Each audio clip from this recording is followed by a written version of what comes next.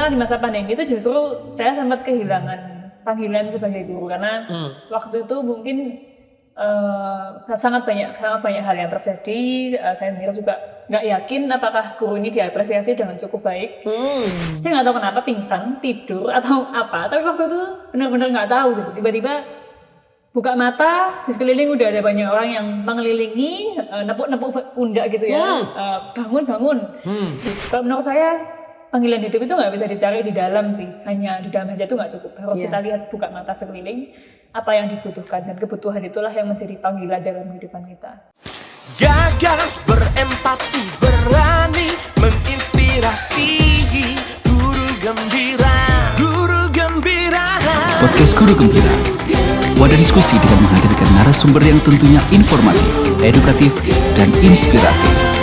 Guru Gembira. Hai Guru Gembira, guru yang gagah, berempati, dan berani menginspirasi. Bersama dengan saya kembali, Sinto. Inilah podcast untuk guru, oleh dan buat guru. Nah, melalui podcast ini, kita ingin sekali agar guru-guru ini kembali merayakan kegembiraannya setelah melewati masa pandemi. Lalu menumbuhkan kembali, mengembangkan kembali kebanggaan berprofesi sebagai guru yang bisa menjadi teladan di dalam perilaku dan tutur katanya. Dan tidak lupa, pasti kita ingin melalui podcast ini ada komunitas guru yang berdampak untuk masyarakat. Nah, topik yang ketiga ini menarik sekali, pemirsa, ya. Judulnya adalah guru dan jejaknya yang sering terlewatkan. Masih diambil dari buku Parker Palmer, Courage to Teach. Beliau mengatakan bahwa guru itu memiliki satu power, satu kuasa untuk membuat muridnya bisa belajar. Nah, mengajar adalah sebuah tindakan yang disengaja untuk menciptakan kondisi tersebut. Namun, sebelum menciptakan kondisi itu, guru perlu untuk mengolah batinnya, supaya bisa mewujud nyatakan menjadi sebuah tindakan nyata yang berdampak buat siswanya. Nah, Parker Palmer mengatakan bahwa ada pertanyaan yang perlu dijawab oleh seorang guru yang berproses seperti ini. Bagaimana, mengapa, dan siapa jati diri guru ini? Nah, apabila guru ini bisa menjawab pertanyaan itu, pergumulan batin itu, maka dia akan memiliki satu relasi yang baik, lebih baik dengan muridnya, bisa mengembangkan jati dirinya, bisa memiliki kesepakatan dengan koleganya, dan yang pasti bisa membuat sebuah pertumbuhan bagi dunia pendidikan. Nah, kita akan kedatangan tamu yang asik nih ya. Nah, sebelum kita tahu siapa nih orangnya, mari kita lihat ke layar dulu.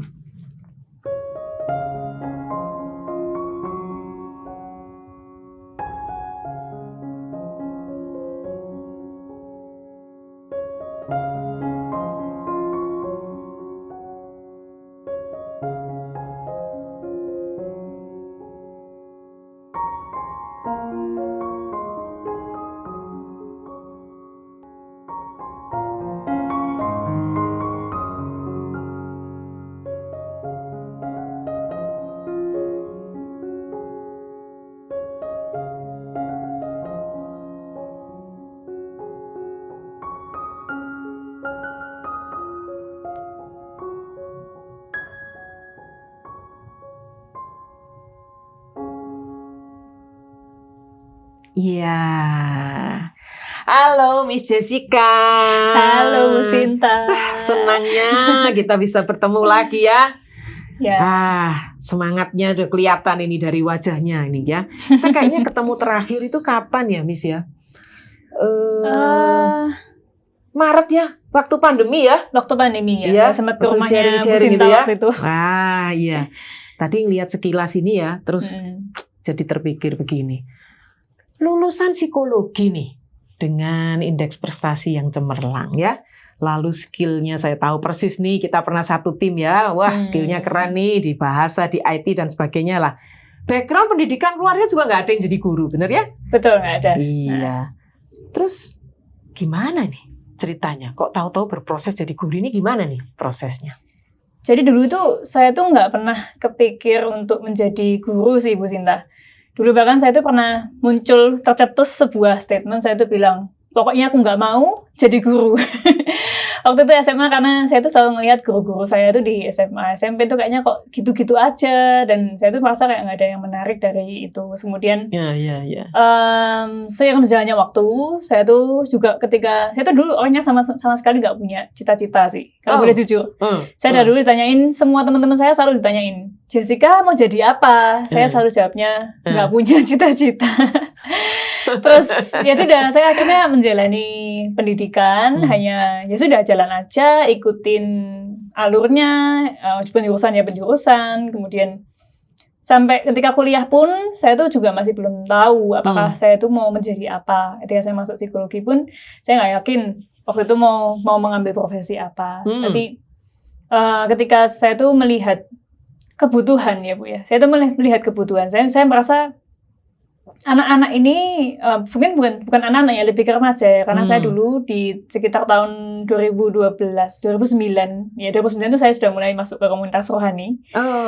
Terus sepertinya tahun 2010 tuh saya menjadi pemimpin rohani. Saya tuh melihat banyak masalah di dalam kelompok itu yang dasarnya itu memang banyak faktor.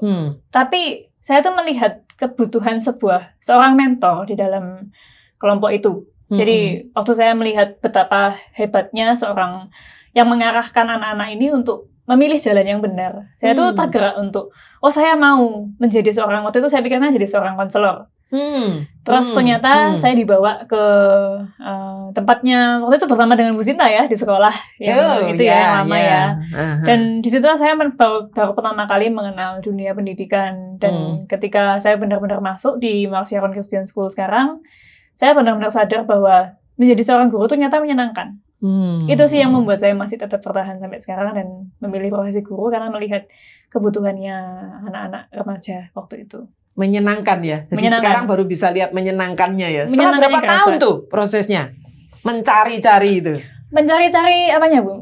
Profesinya? Iya. Sampai sekarang bisa menyenangkan itu. Itu berapa lama tuh? Dulu waktu masuk pendidikan kan saya di belakang meja ya. Jadi nggak terlalu banyak berurusan dengan anak-anak. Saya tuh banyak belajar jujur waktu di tahun pertama fresh graduate, nggak tahu apa-apa. Bahkan waktu itu saya masih ingat bilang sama ibu waktu itu ya, kamu tahu nggak kurikulum itu apa gitu ya. Saya tuh waktu itu sama sekali nggak tahu tentang kurikulum. Tapi setelah belajar tentang pendidikan, ternyata saya tuh tidak suka hanya di belakang meja. Karena berurusan hanya dengan sesama guru, ternyata saya tuh lebih menyukai ketemu sama anak-anaknya. Ketemu dengan waktu anak-anak. masuk di Mars Sharon ini, ketemu anak-anak, ternyata itu seperti bensin ya Bu. Yang setiap kali saya mengajar tuh entah kenapa kekuatan saya tuh bertambah gitu. Ya itu sih yang saya rasakan gitu ya? berbeda dibandingkan sama pekerjaan yang pertama. Nah, padahal saya ingat Miss Jessica ini kan pernah ya curhat waktu itu ya ke saya. Saya nih loh nggak ngerti sains, tahu-tahu ngajar guru sains, bener ya? Ya itu unik banget sih emang Bu. Terus gimana ini ya, gitu ya? Gimana itu waktu awal-awal itu? Waktu awal-awal itu saya tuh benar-benar kayak anak SMA lagi Bu. Karena saya tuh sudah sangat lama tidak memegang pelajaran IPA sejak SMA kelas 1 ya. SMA kelas 1 itu terakhir belajar kimia, biologi dan lain-lain itu. Terus penjurusan IPS ya? IPS. Ya itu membuat saya nggak tidur berhari-hari sih Bu. Kan ya sama kayak kerjain skripsi mungkin ya. Jadi kan memang kan saya kan masuk dari bulan Juli di Mars Sharon, terus kemudian sudah langsung masuk ke pengajarannya. Jadi nggak ada yang, maksudnya persiapan yang cukup lama tuh nggak terlalu. Jadi sekitar 2 minggu. Untungnya sih dibantu sama mentor saya di Mars Sharon. Tapi setelah itu kan saya tetap harus belajar, kayak misalnya mengerti tentang germination gitu ya. Itu aja saya nggak paham gitu, tahap-tahapnya pertumbuhannya. Tunas tuh gimana, tuh saya tuh benar-benar harus buka YouTube lagi, cari-cari penelitian lagi. Saya cari buku-buku semua di perpus tuh saya baca semua kayak. Saya bacain semua karena saya merasa nggak ngerti apa-apa gitu. Dan malu juga sih kalau anak-anak tuh lebih pandai gitu kan. Ketika saya ngajar mereka jauh lebih ngerti dari saya. Ngalamin itu ya, mereka lebih tahu dari dirimu ya. Oh iya, saya pernah, bahkan waktu itu kan masih belum terlalu fasih berbahasa Inggris. Jadi ketika saya ngomong kata-kata sesuatu tertentu yang salah gitu dan mereka tuh mengoreksi, Miss itu ngomongnya bukan bicep, itu biceps gitu. Itu bukan tricep Miss Jessica, itu tricep. Itu saya belajar dari anak-anak juga sih. Wah, ini luar biasa nih ya. Maka saya nggak salah kasih tadi di slide itu saya tulis itu judul dari saya sendiri. Guru sebagai pembelajar mandiri. Ya, itu cocok nih Miss Jessica. Benar-benar tuh ya. Ya, saya suka belajar Sampai- memang, Bu. Suka banget belajar.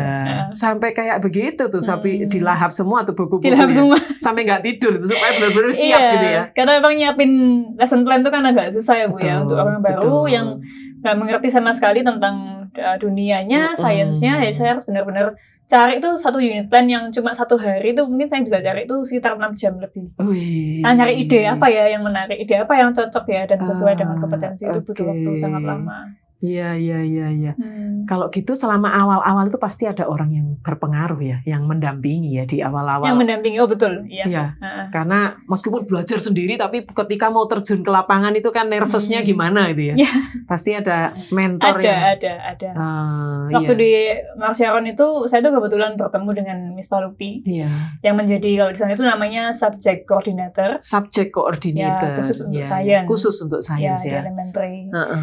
Saya bertemu dengan beliau itu awalnya memang terasa sih penyambutannya ya dari Miss Palupi itu pertama kali udah kerasa wah ini aku beruntung nih di satu tim yang suportif dan Miss Palupi itu orangnya selalu encouraging. Jadi misalnya saya nggak bisa tuh Miss Palupi tuh bisa nggak apa-apa Miss masih guru baru coba aja lagi terus itu akan saya tuh merasa saya jadi nggak merasa gagal sebagai guru gitu karena Oke. menurut saya tantangan terbesar menjadi seorang guru yang baru adalah ketika sesuatu yang kita rencanakan nggak berhasil, terus akan ada muncul perasaan yang wah aku nih gagal jadi guru. Nah, Miss Palupi itulah yang memberikan sebuah encouragement bahwa nggak apa-apa, yang namanya guru baru itu masih belajar. Itu ya. Ya bisa diperbaiki lagi dan kesalahan saya nggak dibesar-besarin sih. Saya bersyukurnya itu. Wah, luar biasa nih peran mentor tuh begitunya Betul. ya. Coba kita lihat ya ke layar nih. Ada yang mau ngomong nih. Halo, perkenalkan nama saya Miss Palupi dari sekolah Mawar Sharon Christian School. Saya akan bercerita sedikit tentang Miss Jessica. Beberapa tahun yang lalu Miss Jessica bergabung dengan tim Science. Saya sangat bersyukur menjadi mentor Miss Jessica pada waktu Miss Jessica menjadi Science teacher di elementary. Awal kali saya melihat Miss Jessica, saya melihat banyak potensi dalam diri Miss Jessica. Bagaimana Miss Jessica ini sangat mencintai anak-anak, kemudian passionnya juga di dunia pendidikan, kemudian juga punya hati yang selalu ingin belajar, selalu mengembangkan dirinya, selalu mengupdate dirinya dengan hal-hal yang baru, sehingga Miss Jessica ini bisa menjadi guru yang sempurna di mata anak-anak. Jadi pada waktu itu saya melihat bagaimana Miss Jessica ini mau belajar dari yang sebelumnya belum mengerti, tapi dengan semangatnya, dengan cara Miss Jessica belajar, hingga akhirnya Miss Jessica seperti sekarang ini sangat luar biasa diberkati. Itu semua karena Miss Jessica mempunyai semangat belajar yang sangat tinggi. Kemudian juga saya melihat pantang menyerah. Miss Jessica juga banyak sekali memberkati saya. Terima kasih sudah diberikan kepercayaan menjadi mentor Miss Jessica pada waktu Miss Jessica pertama kali masuk di sekolah Mawar Sharon Christian School. Saya berdoa supaya Miss Jessica, dimanapun Miss Jessica ditempatkan, Miss Jessica bisa menjadi contoh yang baik, menjadi teladan yang baik, menjadi role model bagi murid, juga role model bagi kami semua guru untuk selalu memberikan inspirasi buat kami semua. Terima kasih Miss Jessica sudah mempercayakan saya sebagai mentor Miss Jessica di waktu itu. Tuhan Yesus memberkati. Wah, Seneng ya? saya tuh jadi ingat dulu waktu pertama kali itu kan di tahun ketiga saya ngajar di guru science itu saya ditelepon sama kepala sekolah saya. Miss Jessica mulai tahun depan itu 2 minggu menjelang tahun ajaran baru. Ya, misalnya itu telepon saya bilang saya akan dipindahkan ke tim yang lain. Itu jujur saya tuh ketika dipindah menjadi seorang wali kelas 6, ada satu perasaan yang saya tuh wah akhirnya nih tempat pertama kali saya ingin apply di MSCS kan memang karena ingin jadi homeroom. Iya, Nah, iya, iya. tapi satu sisi tuh ada saya tuh sedih gitu. Karena meninggalkan tim ini, meninggalkan Miss Palupi, dan saya tuh merasa kayak wah kok saya harus leave gitu. Iya, iya. Saya kan kehilangan seorang pemimpin, kehilangan Iya, teman-teman. iya, iya. Itu waktu itu dilema sih, tapi Miss Palupi bilang nggak apa-apa Miss Jessica, itu promosi gitu. Didukung, dan waktu itu sempat dikasih farewell juga sama teman-teman. Iya, Satu iya, timnya iya. Sains luar biasa sekali sih. Jadi kelihatan sekolah ini ya Mawar Sharon ini memang punya sistem mentoring ya, dan Iya, betul. itu berperan besar sekali ya terhadap guru-guru muda yang sedang mulai berenang ini ya di Lautan lapangan. pendidikan. Iya betul. Baru mulai dan harus terjun tenggelam dan sebagainya, tapi itu pentingnya seorang mentor ya. Luar biasa. Nah, ayo kita sambil terus ngobrol sambil ini coba nih. Wah. Minuman guru gembira nih. Harus coba ini, Wah, enak iya. banget ya. Saya dengar namanya es gugem ya Bu ya. Es gugem, betul. Nah, Ini Ibu Sinta sendiri yang buat nih Bu ya. iya dong. Ini saya buatnya malam-malam seger. lagi. Ini mencerminkan filosofi guru. Biarlah kehadiran guru itu dingin ya, menyejukkan. Di mana dia berada menyejukkan terhadap koleganya, terhadap siswanya seperti es. Mantap. Lalu berperilaku, bertutur kata yang manis seperti sirup ya. Dan tapi punya bobot, punya konten seperti Miss Jessica ini. Terus belajar ya, punya konten seperti Santan ini. Dan punya dampak yang luas seperti Selasih ini yang batang, daun, biji itu ya, semuanya dimakan dan bermanfaat. Nah, ini filosofi sekali es gugem Luar ini. biasa. Enak ya, Miss Jess ya? Saya coba lagi ya Bu ya. Iya dong. Oke, nah kita ngobrol nih masuk di masa pandemi ya, karena memang kan itu masa yang membuat ya guru terloncat-loncat gitu ya dengan profesinya. Pada masa pandemi itu guru primary, guru SD itu juga selain yang TK ya, bulan yang lalu kita dengan guru TK yang ini itu jenjang yang paling berat menurut saya. Ya, Struggle ya, apalagi yang young learners pada saat itu kan masih di yang level ini ya, lower level betul ya. Nah, dan masih pada belajar semua tentang teknologi. betul, belum siap ya. Belum siap, betul. Iya. Gimana pada saat itu Miss Jessica sendiri, lalu sekolah sendiri ketika menghadapi situasi? Ketika menghadapi situasi itu yang saya ingat waktu Maret 2020, Februari ya kalau salah, Februari itu saya dipulang. Tiba-tiba kita semua dipulangkan. Dengan waktu itu saya tuh sempat meremehkan karena wah pandemi, nggak mungkin lah ada COVID tuh masuk sampai Surabaya waktu saya pikir gitu. Itu paling cuma ya udah kan waktu kabarnya 3 orang yang di Surabaya terkena COVID karena pertemuan di Jepang atau gimana. Waktu itu saya pikir nggak mungkin lama lah, paling selama-lamanya mungkin 1 minggu 2 minggu. Tapi saya tuh ternyata pemikiran saya itu dipatahkan dengan sebuah kenyataan bahwa ternyata memang pandemi itu berlarut-larut sampai saya tuh bingung harus berbuat apa. Iya. Jadi waktu itu posisinya saya masih ngajar sains 2 level 200 anak. Dan sekolah kami waktu itu sempat hanya memberikan Google Classroom. Jadi tugas-tugas yang mereka selesaikan sampai di satu titik kami semua tuh harus beralih ke pertemuan tatap muka yang ada di online. Dan waktu itu saya mengajukan diri sebagai orang yang pertama-tama mencoba. Jadi kan memang ada banyak mencoba dulu Zoom-nya seperti apa. Jadi hanya subjek tertentu yang memang diadakan pertemuan online. Dan di grade tertentu yang memang gurunya mau mencoba belajar, saya jadi pionir waktu itu. Jadi karena saya merasa oke lah, ini sesuatu yang baru, saya takut, nervous memang karena di depan kamera itu beda gitu sama anak-anak gitu ya. Iya. Tapi pengalaman waktu itu senang banget sih ketika akhirnya ketemu sama mereka setelah 3 minggu kalau nggak salah. 3 minggu sampai hampir sebulan, terus ketemu sama mereka bisa senang banget gitu bisa ketemu sama gurunya dan teman-temannya. Saya rasa itu berjalan dengan baik sih untuk di sekolah kami. Jadi setelah yang sudah mencoba, karena dengan mencoba ini kita sharing dengan guru-guru yang lain. Setelah waktu itu kita Zoom meeting kesusahannya apa, dan saya waktu itu membantu beberapa guru juga untuk operasional Zoom, kayak misalnya share screen, terus admit kalau ada Merinding guru-guru juga baru. nih ya. nggak sampai bisa dibilang training sih Bu, itu hanya 1 kali 2 kali lah. Yang di akhir sebelumnya closing prayer kita kan selalu ada tutup doa setiap pulang. Misalnya kita akan ada sedikit lah 15 menit sharingnya gimana kemarin Zoom-nya, terus akhirnya dari situ diambil keputusan bahwa mulai dari hari itu Zoom-nya pelajarannya akan dilakukan secara online lewat Zoom itu. Sampai akhirnya sekolah kami punya beberapa akun yang premium yang digunakan agak lama. Iya. Jadi sekolah juga memfasilitasi ya dengan fasilitas-fasilitas itu dan itu pasti buat kepala sekolah tidak mudah ya menghadapi situasi seperti itu ya. Betul. Nah, ya ini juga ada yang mau ngobrol ini, mau ikut memberikan Siapa lagi menyapa ini, Bu? Saya kok dirimu nih. berkejutan gini terus, Bu. Halo, perkenalkan nama saya Liliana. Saya adalah kepala sekolah dari Miss Jessica. Saya telah bekerja bersama dengan Miss Jessica selama lebih dari 5 tahun. Di awal-awal tahun bekerjanya Miss Jessica menjadi seorang guru mata pelajaran dan kemudian kami posisikan Miss Jessica menjadi guru kelas.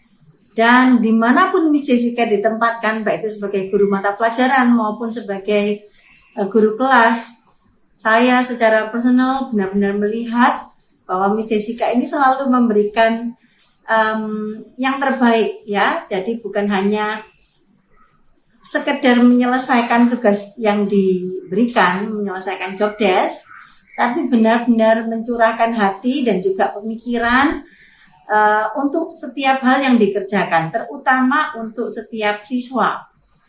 Sehingga segala hal yang dilakukan oleh Miss Jessica ini benar-benar bernilai lebih. Untuk membangun hubungan dengan anak-anak dan demi bisa memberikan yang terbaik untuk anak-anak, yang saya perhatikan dalam Miss Jessica ini secara mandiri mengikuti training-training ya, dan juga terus-menerus mendorong dirinya sendiri untuk belajar lebih di banyak area, terutama yang berhubungan dengan profesinya sebagai guru kepada murid-murid di kelasnya, dan itu tertuang di dalam setiap hasil-hasil training itu.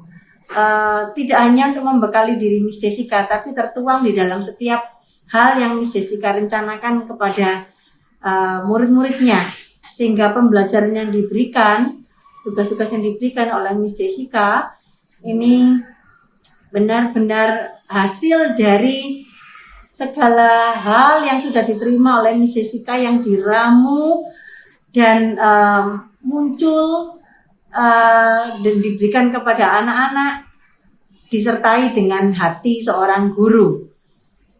Mungkin tidak mudah untuk dipahami, tapi bila saya yang melihat hasil kerja Miss Jessica itu, saya tidak hanya melihat ini sebagai tugas, tapi saya melihat hati seorang mama, hati seorang guru yang rindu untuk anak-anak ini, setiap murid ini belajar dan bertumbuh melalui setiap hal yang dikerjakan oleh mereka. Tidak hanya sekedar untuk memenuhi daftar nilai, tapi ada satu pertumbuhan demi pertumbuhan yang saya yakin Miss Jessica itu mau lihat di dalam diri murid-muridnya.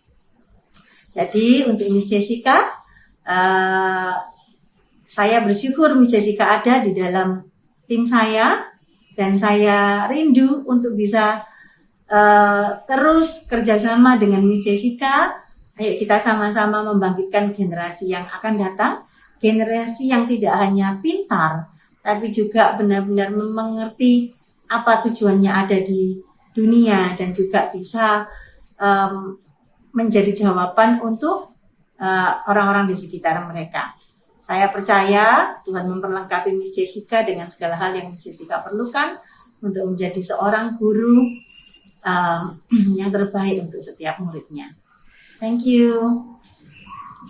Wah, Dapat hadiah nih ya. Wah, kalau saya jadi dirimu dapat apresiasi kayak gitu, nggak bisa keluar tuh nanti ke pintu itu ya. Kelepek-kelepek ya. Tapi itu membuktikan bahwa ya itulah Miss Jessica ya. Meskipun di masa yang itu ya jungkir balik ya, tapi seorang atasan, supervisor melihat apa yang ada di dalam dirimu. Ini seperti yang tanya Parkel Parman tadi ya, di pergumulan batinnya itu udah bisa jawab itu pertanyaan itu ya. Nah, kalau misalkan saya boleh menggali lagi di masa pandemi itu, seingat saya juga pernah ngobrol ya, pernah saat itu stuck gitu ya. Duh, terus enggak ya dia? Jadi, kok rasanya udah mulai bosen ini ya, gitu ya. Iya. Pernah ya di masa itu ya? Pernah. Gimana Bu? Ya, waktu itu kebetulan saya datangnya kan di Maret.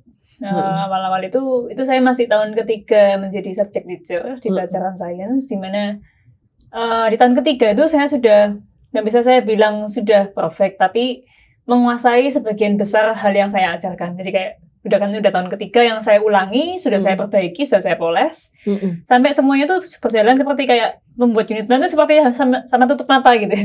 Karena ya udah lakukan aja yang kemarin udah bagus, tinggal sedikit direvisi sesuai dengan keadaan siswa, ditambah games yang baru mungkin, tapi sisanya tuh semuanya tuh kayak terasa kosong gitu ya. Kosong. Disitulah di masa pandemi itu justru saya sempat kehilangan panggilan sebagai guru, karena waktu itu mungkin sangat banyak hal yang terjadi. Saya sendiri juga nggak yakin apakah guru ini diapresiasi dengan cukup baik. Jadi saya juga memikirkan tentang masa depan keluarga saya, di mana orang tua saya udah pensiun, dan saya memikirkan untuk apa mungkin aku nih perlu banting setir sedikit ya, untuk apa mungkin dalam profesi ganti ke yang lain supaya dapat gaji yang lebih besar misalnya gitu ya. Udah kepikir sempat pikir. Katanya sempat tanya sama Bu Sinta kan, apa saya ini masih di sini ya, karena kok kayaknya saya sudah nggak belajar lagi gitu, sudah berhenti belajar, semuanya sudah berjalan kayak otomatis sudah gitu ya. Dan anak-anaknya kan cukup ya udah gitu-gitu aja gitu. Udah bosen sama mainannya ya. Bosen sama mainannya. Sampai mungkin setelah itu yang saya cerita tadi, yang Miss Lily tiba-tiba telepon, saya dipindahkan ke tim yang baru, itu mengguncangkan zona nyaman saya sebagai seorang kolega yang awalnya sudah sangat nyaman dengan Miss Palupi dan teman-teman satu tim. Tiba-tiba saya harus dipindah ke sebuah tim yang baru yang saya nggak tahu juga kan akan seperti apa. Tapi sepertinya di tahun yang pertama saya menjadi wali kelas 6 itu, saya benar-benar tahu bahwa untuk inilah saya itu diciptakan. Ya, ketika saya ini ketemu dengan anak-anak, tahun pertama saya ketika ngajar tuh saya bertemu dengan satu anak yang punya reputasi buruk di mata semua orang. Dia sudah terkenal nggak pernah ngerjain PR, datang selalu terlambat, dan keadaannya datang selalu lusuh gitu ya. Pokoknya nggak pernah benar-benar bajunya dimasukin yang rapi gitu tuh nggak pernah gitu loh. Dan ketika masuk di kelas saya pertama kali, katakan aja CM ini tuh datangnya itu selalu terlambat. Jadi di week pertama ketika masih orientasi, CM ini tidak datang sama sekali, sampai kalau nggak salah 14 hari kemudian dia baru masuk, dan itu pun sudah sangat banyak PR gitu ya. Itu jujur saya tuh sempat merasa, wah ini nih ada sebuah misi yang saya kerjakan nih gitu ya. Saya tuh kalau menemukan sebuah tantangan tuh, entah kenapa saya tuh seneng gitu ya. Malah seneng gitu. Nemu mainan baru itu. Iya, dikatakan mainan ya.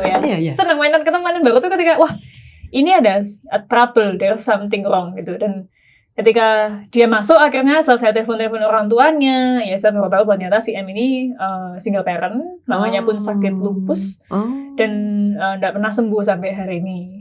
Dan ketika ngobrol-ngobrol sama dia, saya berikan dia sebuah harapan. Saya bilang, Miss Jessica nggak butuh kamu untuk dapat nilai bagus yang dia sampai 100, nggak perlu. Pokoknya kamu janji sama Miss Jessica, kamu akan datang saja. Pokoknya kamu datang aja, ikut pelajaran. Dan ya itu masa-masa di mana saya struggle ya, ketemu sama dia terus. Setiap hari itu saya setiap kali pulang setelah selesai sekolah, saya selalu ada sesi ketemu dengan dia 1 jam itu.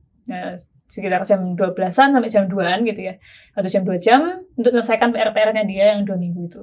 Ya mungkin dari situ sih, ketika saya mendampingi dia terus ya, ketika melihat sebuah perubahan di dalam dirinya dia, yang awalnya tuh dia tuh selalu murung, selalu sedih, matiin kamera, itu kan masalah yang selalu muncul ya di masa pandemi.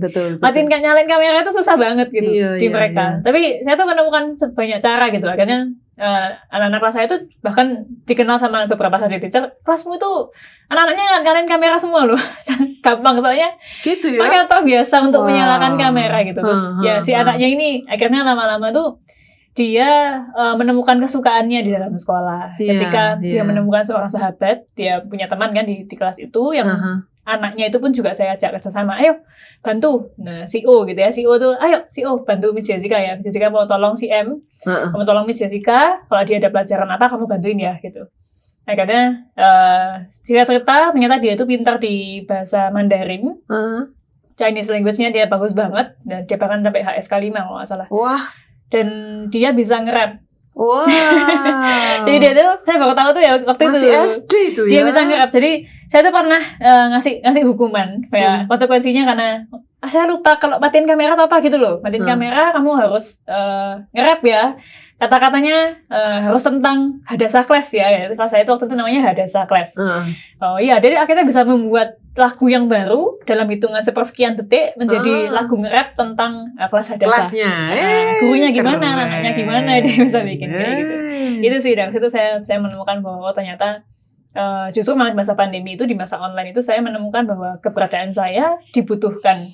Dan kalau banyak orang tuh bilang gimana ya caranya menemukan tujuan hidup, kalau menurut saya panggilan hidup itu nggak bisa dicari di dalam sih, hanya di dalam aja tuh nggak cukup, harus kita lihat, buka mata sekeliling apa yang dibutuhkan, dan kebutuhan itulah yang menjadi panggilan dalam kehidupan kita. Iya, Itu sih yang saya temukan di masa pandemi. Kebutuhan itu yang jadi panggilan Kebutuhan yang hidup menjadi ya. panggilan hidup. Ini kata-kata yang perlu diingat-ingat ini ya oleh para guru muda.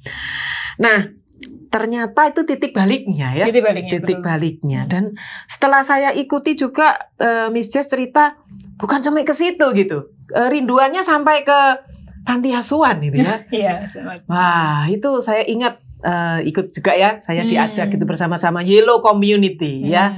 Luar biasa sampai punya kepekaan sampai seperti itu ya. Ya, tapi kita dengar dulu nih. Ada teman yang akan menyapa nih. Coba siapa tebak nih? Nama saya Niki Yolanda. Hari ini saya mau cerita tentang teman saya, namanya Jessica. Dia ini saya mengenal dia di sekolah tempat saya mengajar, yaitu di Mawar Sharon Christian School. Kami jadi teman dekat sejak dia mengajak saya melayani di panti asuhan. Selama kami melayani bersama-sama, saya mengenal Jessica itu sebagai pribadi yang kuat, yang gak takut dengan hidup susah. Dia gak takut disalahpahami orang juga, karena orangnya pendiam ya, jadi pendiam dan tidak ekspresif. Jadi seringkali orang-orang salah paham, kadang dikira dia jahat, dikira dia marah. Padahal sebenarnya dia ini malah orang yang ini ya, sangat penuh pengertian terhadap orang lain saat menghadapi anak-anak panti asuhan dengan sejuta problem yang mereka alami. Jessica ini selalu menunjukkan sisi yang tidak menyerah terhadap anak-anak ini. Dia sekalipun apapun yang dilakukan oleh anak-anak kepada Jessica gitu ya, Jessica terus kembali dan kembali lagi terus, meskipun kadang-kadang dia harus menegur anak-anak saat mereka berbuat salah. Ya Jessica ini nggak takut kalau ini ya, dia nggak berusaha untuk dicintai. Jadi ketika anak-anak itu berbuat salah, Jessica itu nggak takut untuk negur. Sekalipun ketika negur dia tahu dia akan disalahpahami. Dan kami sudah melayani di panti asuhan ini bertahun-tahun lamanya. Mimpi kami terus membara gitu ya. Kami rindu sekali melihat anak-anak panti asuhan ini menemukan identitas mereka yang sehat, menemukan komunitas yang baik juga. So, semangat ya Jessica, I support you. Kita lalui sama-sama ya. Semangat. Yeay, kita Semangat. lalui sama-sama ya. Jadi dari ngajar nemu nih sampai geser ke panti asuhan ini ya. Sekarang saya kepingin tahu ada kaitannya enggak dengan peran Miss Jessica ketika di rumah? Antara di rumah, keberadaanmu sebagai anak, sebagai saudara, dan dengan sebagai guru ketika mengajar. Ada satu hal yang saya tuh masih teringat ya, karena pertama kali menjadi seorang guru itu penuh dengan tuntutan. Tuntutan kompetensi, administrasi, operasional, nggak habis-habis itu ya. profesionalisme itu kayak selalu dikejar gitu kan. Sampai saya tuh selalu kadang-kadang memberikan ekspektasi yang kurang lebih sama ke anak-anak. Jadi kayak karena oh, dituntut aku ya. dituntut, aku juga Harus menuntut kamu. menuntut, gitu. Kamu juga harus sesuai dengan standar gitu. Terus sampai ada satu kejadian waktu di tahun 2018 tuh saya tuh tertimpa kecelakaan. Jadi kecelakaan saya tuh di pagi hari ketika menjelang ke sekolah. Waktu itu saya tabrakan. Tapi puji Tuhannya waktu itu saya nggak sampai yang maksudnya nggak sampai kerasa sakit sih, karena saya nggak tahu kenapa pingsan, tidur atau apa. Tapi waktu itu benar-benar nggak tahu gitu. Tiba-tiba buka mata, di sekeliling udah ada banyak orang yang mengelilingi, nepuk-nepuk pundak gitu ya. Bangun. Itu kejadiannya di dekat Hotel Bumi Surabaya. Udah banyak polisi, keliling ada ambulans bunyi ngiu-ngiu. Pertama kalinya saya masuk ambulans tuh ya, baru itu. Saya dibawa dan waktu itulah saya tuh diceritain gitu. Singkat cerita, saya pulang dari rumah sakit dapat jahitan. Waktu itu bocor kepalanya di sebelah kanan sini. Waduh. Sampai 7 cm bilangnya. Itu dan dijahit di tempat gitu ya. Saya masih kerasa gitu ya dijahitnya waktu itu gimana. Iya. Terus ketika itu ya saya tuh kan orangnya itu tadi yang tadi Niki bilang ya, Niki bilang saya tuh nggak ekspresif. Jadi kalau ngalamin apa-apa tuh ya saya tenang aja gitu. Malah ketika teman-teman MSCS datang untuk lihat keadaan, saya ya ketawa-ketawa gitu. Tapi ketika sampai rumah tuh saya tuh diceritain sama mama saya kalau papa saya tuh panik. Jadi paniknya tuh sampai kayak orang linglung gitu. Jadi panik yang sampai bingung, dan sampai mama saya tuh harus menenangkan. Tenang dulu, sebelum kamu berangkat tenang dulu. Sempet takut juga keluarga, jangan-jangan ini tuh tipuan kan, banyak kan ibu ya, penipuan yang wah anaknya kecelakaan kirim apa kan. Mama saya bilang wes gak apa-apa, berangkat dulu aja sambil berdoa. Terus akhirnya ya dijemput lah istilahnya kayak gitu. Nah dari situ tuh saya tuh mulai melihat anak-anak itu dengan cara yang bukan seperti objek, karena sebelumnya saya tuh melihat mereka tuh hanyalah sebagai objek yang mereka tuh harus mencapai kompetensi. Tapi ketika sejak hari itu tuh saya mulai belajar bahwa anak-anak ini tuh bukan robot yang bisa kita otak-atik sesuai dengan kemauan kita, tapi mereka itu adalah seorang pribadi yang dicintai oleh keluarganya. Betul. Jadi saya nggak bisa sembarangan menuntut seorang anak untuk mencapai sesuatu yang dia nggak bisa. Karena ketika dia pulang, ada keluarga yang menunggu mereka. Ada keluarga yang mencintai mereka, ada keluarga yang mau melindungi mereka, dan saya seharusnya bukan menjadi orang yang menjatuhkan anak-anaknya, tapi malah menjadi seorang pendukung yang ikut membangun anak-anaknya. Di situ sih Bu. Itu ya.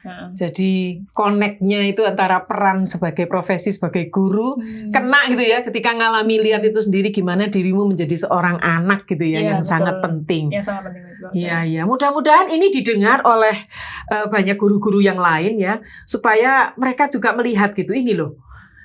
Kebutuhan seorang siswa itu bukan cuma kompetensi doang ya. Yang kadang-kadang itu membuat guru-guru itu stuck dan aduh nggak usah jadi guru deh. Dan itu dialami di mana-mana. Mari kita lihat ya infografis berikut ini di Indonesia nih. Mereka nggak doyan tuh jadi guru. Tuntutannya terlalu banyak tuh kayak tadi Miss Jessica bilang ya. Nah kita lihat di Indonesia itu dari 512.500 peserta didik yang menjadi guru itu loh hanya 11%. Mau bercita-cita jadi guru 11% doang loh. Ini data 2019. Wah, ini menyedihkan, harus mendengarkan podcast ini ya supaya kalau itu waktu bisa. itu saya tergolongnya 89%, Bu. Pada saat itu ya. Berarti kalau dihitung kamu termasuk di situ. Iya. Kalau kita lihat di mancanegara nih, coba. Tuh. Ini 2022 loh surveinya ya. Wow, kita lihat ini. Agustus 2021 yang ingin menjadi guru berpikir untuk berhenti jadi guru 37%. Ketika pandemi ini, udah hampir lewat pandemi ini ya, 55% ya.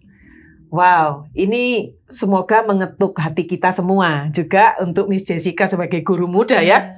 Ketika dalam situasi seperti ini, sedangkan anak-anak itu punya kebutuhan. Dan kebutuhan itu tidak akan terakomodasi kalau tidak ada hadir sosok seorang guru ya. Betul. Dan itulah yang ini 600.000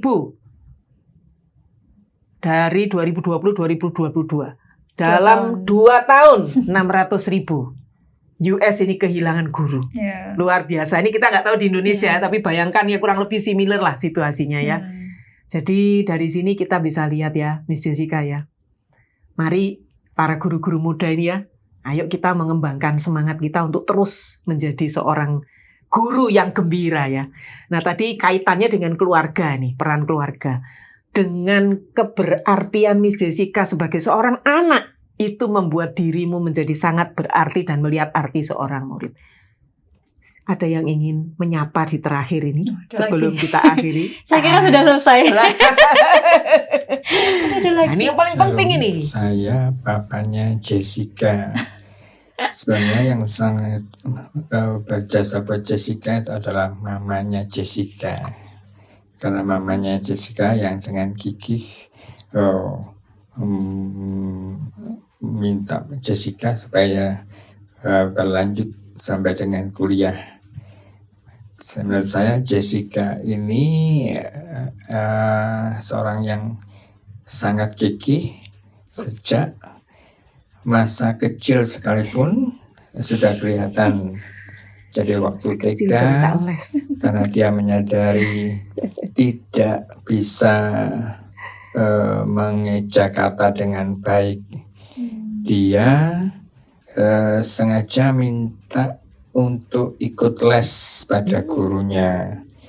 Satu-satunya anak kami yang les di luar ya Jessica ini, tapi lesnya nggak lama. Lesnya hanya sekitar 2-3 minggu ya setelah Jessica bisa mengeja kata dengan baik, dia langsung memutuskan untuk minta berhenti dari lesnya. Jadi di situ memang kelihatan bahwa dia begitu punya keinginan atau punya kemauan, dia bertekad untuk mengerjakan yang terbaik, dan itu sampai dengan sekarang dia lakukan itu semuanya dengan penuh antusias di dalam pekerjaan untuk dia di sekolah dan juga di pelayanan. Yang awal-awalnya kalau di sekolah itu dia ngajarnya untuk ngajar di bidang IPA. Kita juga sempat sebagai orang tua juga berpikir, karena Jessica ini basicnya adalah IPS, tapi ternyata di IPA untuk ngajar mata pelajaran IPA Tuhan kasih kesanggupan ya, dan saya percaya itu karena juga kegigihan Jessica untuk mempelajari hal-hal yang di luar bidang utamanya dia mestinya gitu ya. Jadi kalau saya lihat Jessica ini adalah seorang pribadi yang punya kemauan kuat, dan dia melakukan tugasnya dengan penuh tanggung jawab di hadapan Tuhan. Thank you. Itu yang saya lihat dari Jessica. Terima kasih. Terima kasih Bapak. Saya nggak ingat loh, Bu, dulu pernah sampai minta kelas mengeja itu saya nggak ingat. Cuma saya sempat ingat pernah les menulis. Karena saya kan dulu nggak bisa nulis nama sendiri. Jadi tapi seingat saya memang cuma bentar, karena begitu sudah belajar, begitu tahu itu perlu langsung selesai gitu, karena udah bisa. Udah kelihatan itu mulai kecil udah sampai minta les itu ya. Wah, luar biasa. Iya. Miss Jessica kayaknya memang asik ya ngobrol ini ya. Ya, tapi memang itu seakhiri. Saya ingin yang terakhir ini Miss Jessica coba share nih kepada pemirsa nih. Apa small step ya, langkah kecil ketika sedang stuck atau di persimpangan jalan sebagai seorang guru muda nih. Mewakili guru-guru muda. Gimana nih supaya bisa menghadapi itu? Silakan. Untuk para guru ya ini ya. Saya rasa sih menjadi seorang guru itu kembali lagi kepada anak-anak. Saya pernah bilang sama anak-anak, you are, bahasa Inggrisnya aja ya, you are more precious than your grades. Waktu itu saya tuh menemukan panggilan saya itu di dalam diri anak-anak. Jadi ketika nanti suatu hari kita mempertanyakan kembali tentang panggilan kita di dalam mengajar sebagai seorang guru, dan mungkin kita memang punya sangat banyak kesempatan untuk menjalani profesi yang lain, ingatlah bahwa suatu hari anak-anak yang kita ajar itu akan menjadi seorang pemimpin di bangsa kita. Mereka lah yang akan menggantikan posisi kita hari ini, dan mereka lah yang akan memimpin bangsa. Dan itulah yang akan menjadi sebuah penggerak, menjadi sebuah bensin ya dalam diri kita, bahwa apa yang kita lakukan hari ini pasti akan berdampak untuk seterusnya, untuk di masa yang akan datang. Iya, ini akan terus berdampak. Hidup kita harus berdampak. Thank you Miss Jessica sudah menjadi sosok podcast Guru Gembira yang ketiga ini. Teruslah menjadi pembelajar mandiri dan teruskan tebarkan pesonamu. Guru, teruslah temukan kegembiraanmu. Salam gembira, gagah, berempati, berani menginspirasi. Sampai bertemu lagi di Sosok Guru Gembira bulan berikutnya. Akar ilmu bukanlah simpul mati.